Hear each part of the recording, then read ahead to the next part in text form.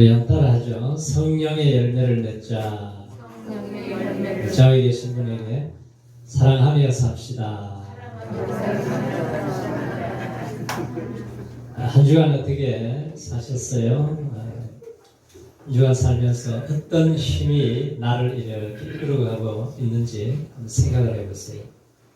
어떤 사람은 이 육체의 소욕이 그 사람을 지배해서 계속 끌고 갑니다. 또 어떤 사람들은 성령의 힘이 강해서 성령의 지배함을 받고 살아가는데, 우리가 하루하루 한 달, 1년, 평생을 살고 나면은 반드시 내 삶에는 열매가 나타난다는 것을 우리가 꼭 기억을 해야 됩니다.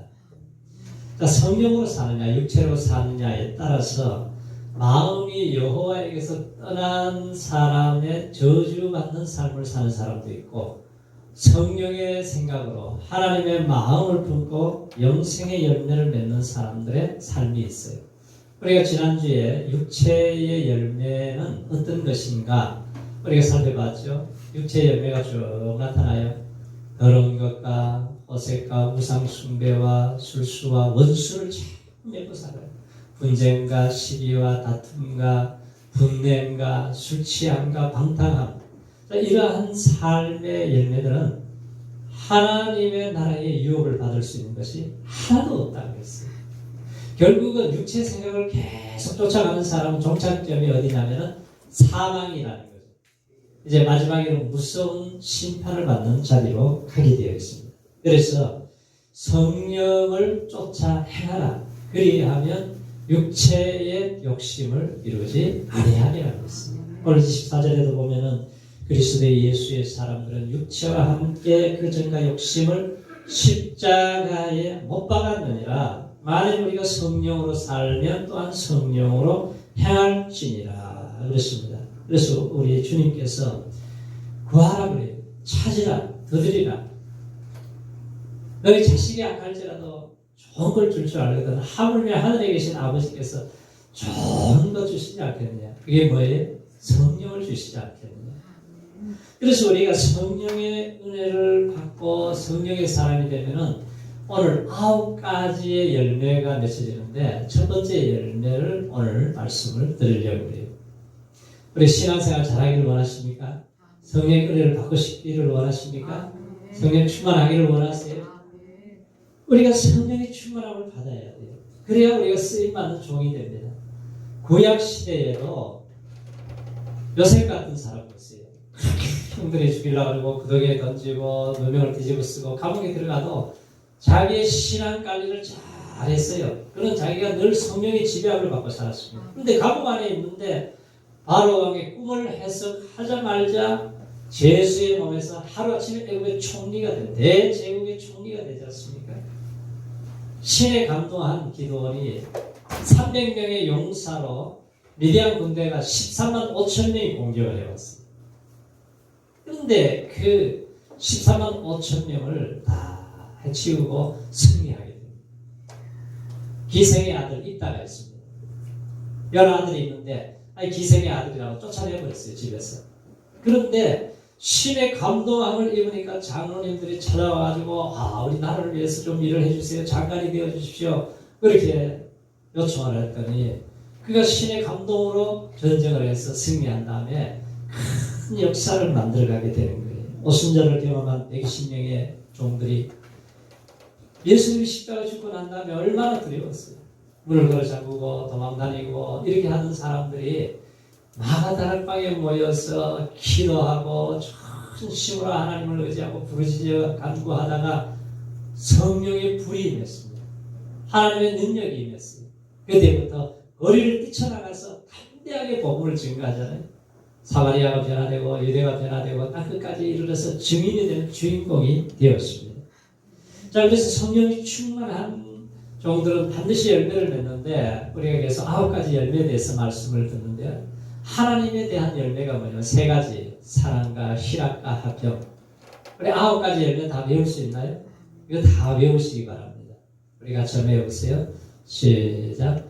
사랑과 희락과 화평과 얼참과 자비와 양성과 충성과 온유와 절제.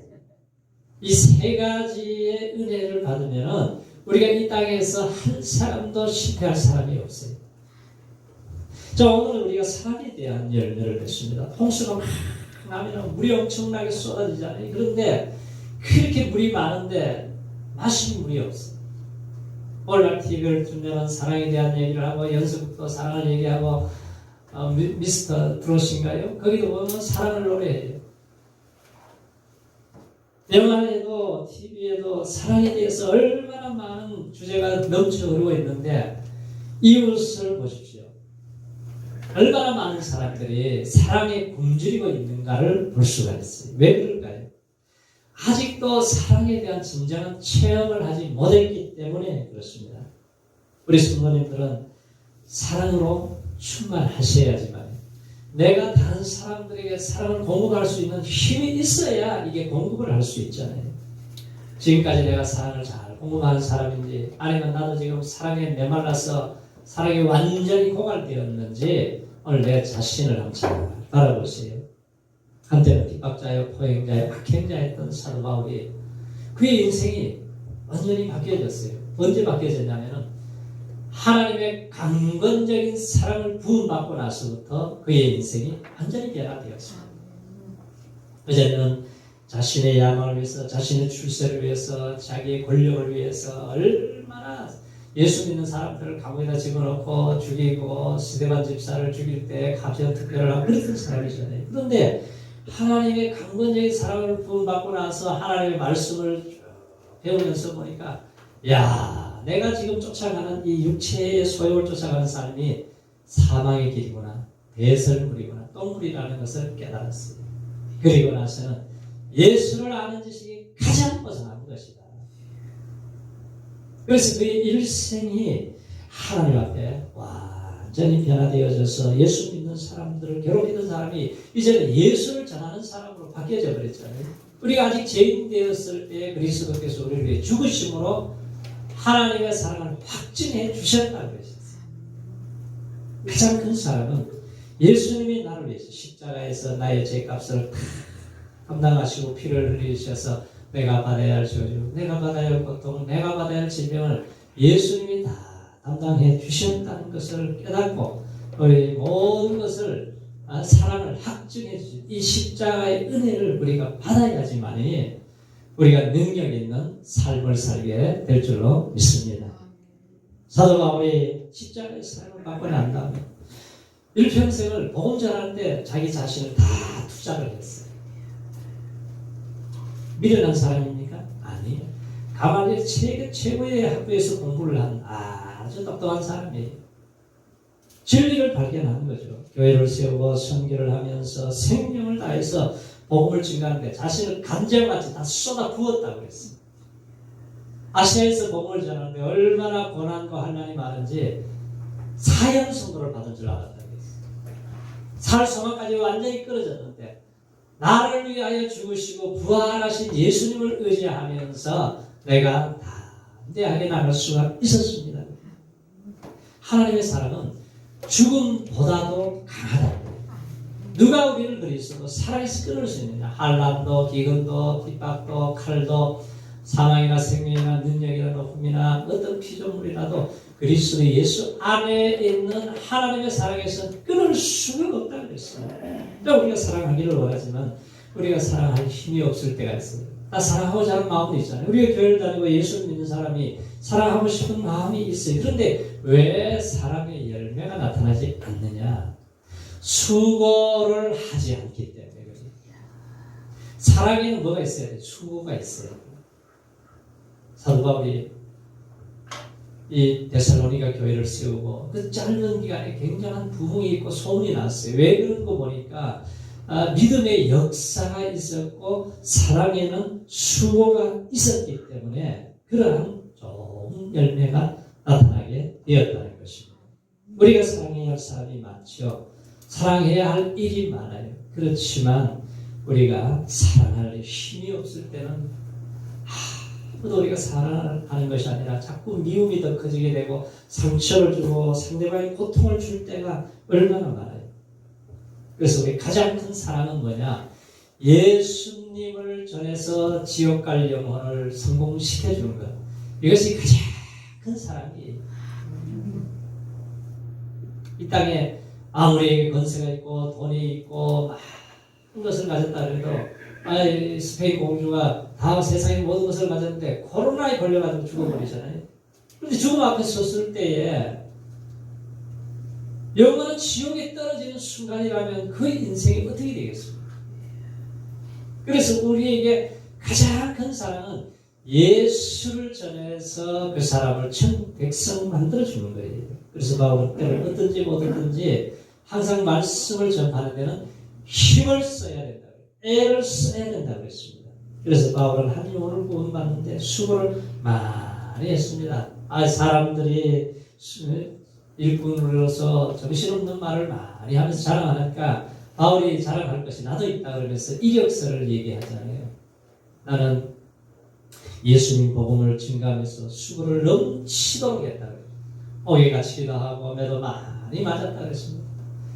40에 하나 강한 매를 5번 맞았다. 3번 태장으로 맞고 돌에 맞고 일주일을 깊은 속에서 지내며 강도의 위험, 동족의 위험, 바다의 위험, 강의 위험을 당하면서 내가 수고하고 줄이고 또 목마르고 배고프고 헐벗고 굶주린 가운데서도 내가 자랑하는 것이 딱 하나 있는데 그게 뭐예요? 나의 약한 것을 자랑한다. 자, 하나님의 사랑에 비해서 자신의 생명을 조금 더 귀한 것으로 여기지 않고 복음을 전하면서 하나님의 말씀을 이루는 삶을 살았습니다. 그래서 바울이 복음을 전할 때 참 안타까운 게 하나 있었어요. 이방인들에게 가서 복음을 전하면은 막 영생을 주시기로 작정된 자들이 하나님을 찬양하고 예수를 믿고 경배하고 그렇게 나오는데 자기 동족 유대인들 친척 같이 함께 생활하던 사람들에게 복음을 전하면은 바울을 자꾸 괴롭힙니다. 비시대 안디옥에 가서 복음을 전하는데 막 선동을 해서 바울을 죽이려고 덤벼들어요. 그리고 이고니온으로 도망을 갔어요. 이고니온에 가서 복음을 전했더니 돌로 쳐서 또 죽이려고. 루스드라에 갔습니다. 루스드라에 가서 또 복음을 전하는데 이고니온에서 비시대 안디옥에서 그 악한 감정을 품고 있던 사람이 다 모여들어가지고 바울을 쳐서 죽은 줄 알았어요. 그래서 손바퀴도 버렸습니다. 근데 초자연적인 역사를 하나님이 살려주시자 그렇게 괴롭히는 사람들에게 또 가서 복음을 전할 수 있는 힘이 인간에게는 없죠. 그런데 하나님이 그에게 하나님의 강권적인 사랑을 보여주니까 그 원수 같은 사람들에게 또 들어가서 복음을 전해 세상이 감당할 수 없는 사람이 된 거죠. 그럼 제자들에게 뭐라고 했습니까? 야, 너희들이 하나님의 나라에 들어가려면 많은 환난을 겪어야 할 것이다.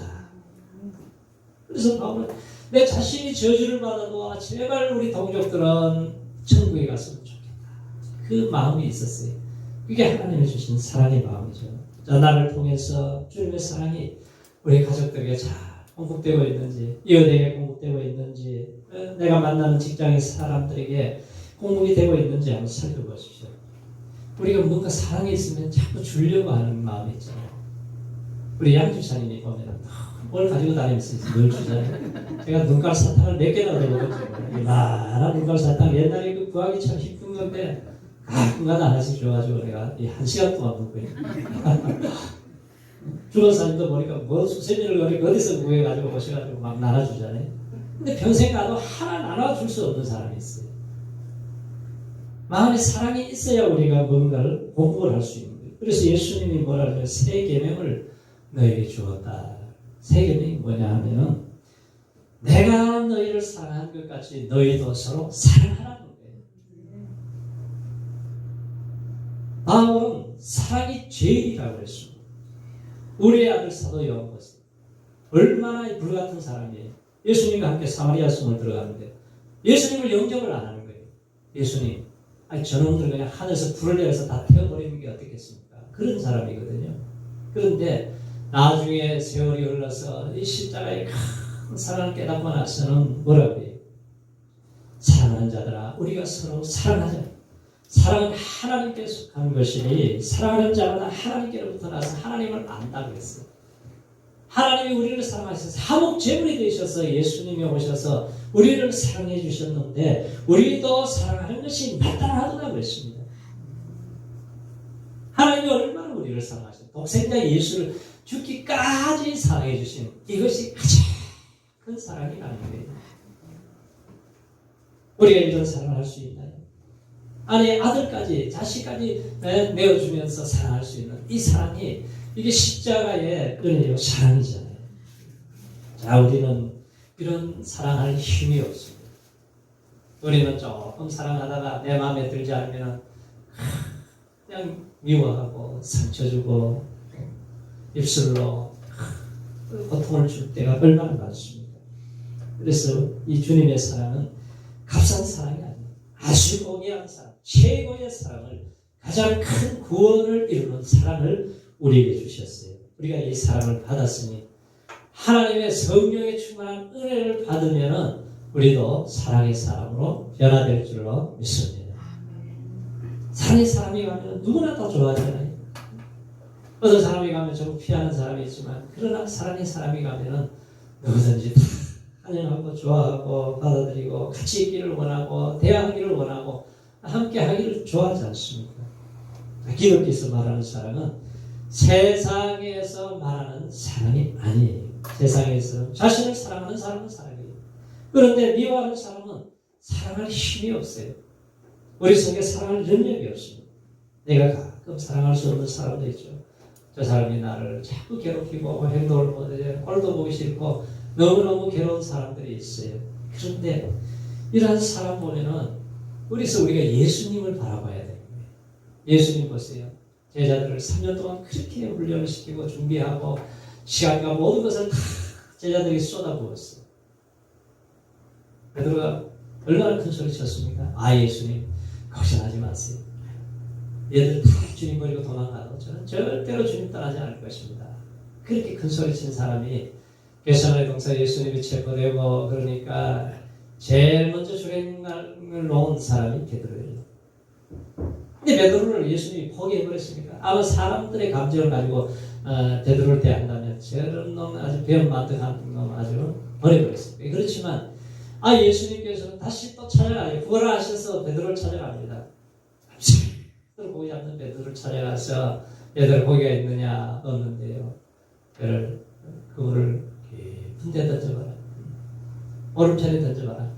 처음 만날 때나 마지막에 도망간 제자들에게 넘치도록 고기가 잡히게 만들어주셔서 보니까 예수님께서 찾아오셔서 조각을 마련해놓고 질문을 하잖아요. 요한의 아들 시몬아, 내가 이 사람들보다 네가 나를 더 사랑하느냐? 3번의 질문을 했어요. 네, 주님, 내가 주를 사랑하는 주께서 하시나요? 내 어린 양을 먹이라, 내 어린 양을 치라. 예수님이 포기하지 아니하시고 다시 찾아오셔서 만나주시고 사랑을 회복시켜주시고 기도 자리로 가게 하시고 성령의 사람이 되게 하셔서 이 베드로가 변화되니까 한 번 설교를 통해 3,000명이 구원받는 이 놀라운 역사가 일어나도록 쓰임받게 하시는 주님이세요. 자, 누군가에게 사랑받을 만한 사람인가? 나는 정말 누구를 사랑하고 있는가? 평생 내가 살아가면서 미움만 가지고 살아가고 있는 사람이 있어요. 미움에 완전히 살아가면서 그 가족 때문에 고통을 당하고 그 가족 때문에 눈물을 흘리며 살아가는 사람들이 얼마나 많아요. 이혼한 가정의 자녀들은 얼마나 많은 상처를 받고 살아갑니까? 그래서 우리에게 하나님께서는 성령의 사람이 되면 사랑의 열매가 나타나서 우리의 인생을 복되게 하고 행복하게 만들어 주시는 거죠. 누가복음 6장에 보면 너희가 만일 너희 사랑하는 자만을 사랑하면은 칭찬받을 것이 뭐냐? 죄인들도 사랑하는 자는 사랑할 줄 안다 그랬어요.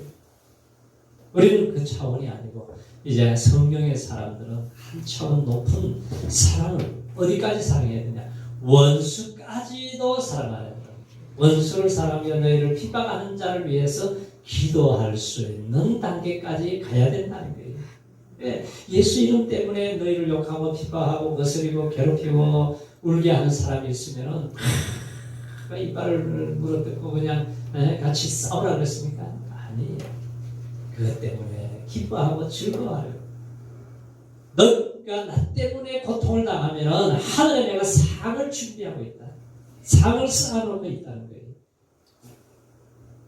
영화도 그러죠. 갑자기 하나님께서 원수의 나라로 가라는 거예요. 원수의 나라를 가서 복음을 선포해서 회개하고 변화시키라는 거죠. 도망갔습니다. 다시스로 가는 배를 타고 도망을 치기 시작하는데 하나님이 사명이 끝나지 않으니까 죽게는 안 하죠. 그래서 그곳에 뱃속에 물고기 뱃속에서 회개하고 극심한 고난 때문에 기도하니까 하나님이 육체 토해내게 해서 다시 가서 말씀을 선포하자마자 니네가 완전히 다 뒤집어져 버렸어. 완전히 변화되어 버렸습니다. 예수 믿고 구원받아요. 그랬더니 이 요나가 하는 말이 하나님을 향해 따지면서 차라리 죽고 싶다는 거예요. 왜? 아주 망해야 할 나라가 저렇게 변화가 일어나고 축복을 받고 하나님을 믿으니까 그게 싫었던 거죠. 우리의 생각하고 하나님의 생각하고 다른 거예요. 사도바울 같이 그렇게 핍박하고 괴롭혔던 사람을 우리는 저 죽일 원수라고 생각하지만 그런데 예수님은 다메섹 도상에서 그를 만나주시고 변화시켜서 보통 사람보다 수백 배, 수만 배, 수십만 배 더 큰 일을 할 수 있도록 만들어버리는 거잖아요. 스티브 세인트가 쓴 창끝이라고 하는 책이 있어요. 미턴 칼리지 리그램 센터가 있는 그곳에서 짐 엘리엇이 수석으로 졸업을 합니다. 그리고 그의 친구들 5명이 계속 기도하는 지역이 어디냐면은 에콰도르의 아우카족 7인종들이 사는 거예요. 그들이 너무 불쌍해서 학교 다니면서 계속 기도하면서 선교를 준비를 했어요. 그리고 단발기 비행기를 준비해서 처음에 이제 강가에 도착을 했는데 이제 모든 것을 나눠주고 사랑을 공급하려고 그러는데 이 사람들이 얼마나 잔인한지 칼과 창으로 찔러서 5명이 다 죽어버렸어요. 신문에 얼마나 이게 낭비냐 저렇게 우수한 인재들을 저렇게 다 죽게 만들어버리다니. 그랬더니 그 부인이 신문사에가 그랬어요. 아니요, 낭비가 아닙니다. 그 부인이 간호사 수업을 받고 다시 그곳에 들어가요. 인간의 힘으로 어떻게 그들을 사랑할 수가 있겠어요? 자기 남편을 죽인 사람들. 그런데 찾아가가지고 그들에게 사랑으로 섬기고 헌신하고 계속 공급을 하는 거예요. 그리고 이제 어느 날 보고에 내가 돌아가야 됩니다. 그랬더니 주장이 물어요. 당신들이 뭐 때문에 우리를 위해서 이렇게 희생을 하고 고생을 하느냐. 그랬더니 그 엘리야스의 부인 엘리자베스이 말해요. 남편들은 하나님을 알려주기 위해서 이곳에 왔었습니다. 그런데 당신들이 우리 남편을 칼과 창으로 찔러 죽였습니다. 우리 남편이 그렇게도 당신들에게 하고 싶었던 말씀을 전하기 위해서 우리가 왔습니다. 그 말이 뭐냐고 그랬더니 예수님은 당신을 사랑하십니다. 그 말을 전하러 왔다. 당신들이 그냥 살다가 불가지왕이 타는 지옥에 떨어질 텐데 예수를 믿고 구원받아서 하나님의 자녀가 되도록 만들기 위해서 하나님의 사랑을 전하러 왔다가 죽었습니다. 그 말을 들은 사람들이 그 선교사를 죽인 5명이 그 말을 듣고 충격을 받았어요. 완전히 꼬꾸라져가지고 우리가 잘못했구나. 눈물을 쏟고 예수를 믿고 5명이 다 구원을 받고 그리고 4명이 목사가 되고 1명이 보험자는 전도자가 되었습니다.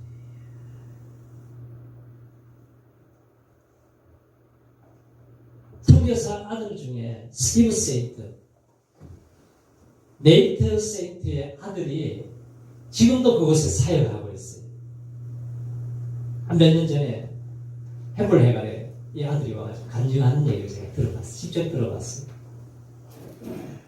그때 당시에 한 60세 조금 넘었는데 한 80대 된 노인같이 보여요. 얼마나 고생을 많이 했는지.